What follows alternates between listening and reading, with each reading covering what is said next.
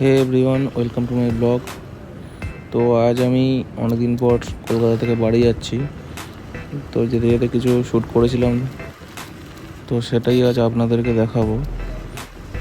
ভালো লাগলে অবশ্যই একটা লাইক করে দিও, কমেন্ট করে দিও আর সাবস্ক্রাইব করে দিও। চলো ভিডিওটা শুরু করা যাক।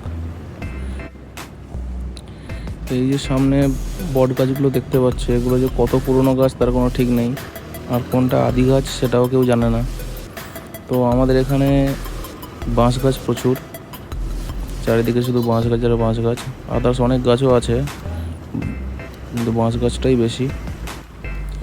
প্রতিটা জায়গার আলাদা আলাদা ইউএসপি থাকে, যেমন শহরেরও কিছু ইউএসপি আছে, গ্রামেরও তেমন ইউএসপি আছে। গ্রামে পিওর অক্সিজেন আছে, গ্রিনারি আছে।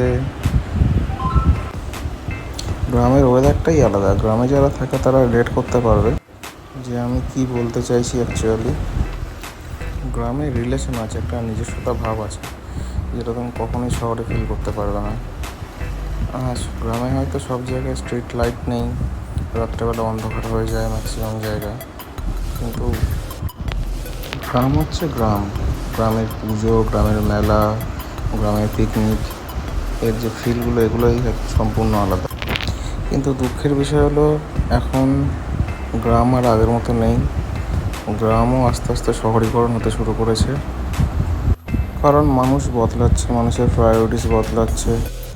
কিন্তু যাই হোক, তবুও গ্রাম তার নিজস্বতাকে ধরে রাখার চেষ্টা করেছে এবং করে যাচ্ছে। তো আজকের মতো আমার ভিডিওটা এই পর্যন্তই। তো ভালো লাগলে একটা লাইক করে দিও, শেয়ার করে দিও, সাবস্ক্রাইব করে দিও। তো আমি বাড়ি পৌঁছে গেছি। তো এটা হচ্ছে আমাদের ভুলো। একে কেন বেঁধে রেখেছি তার পিছনে অনেক রিজন আছে, এর ভালোর জন্য একে বেঁধে রাখা হয়েছে।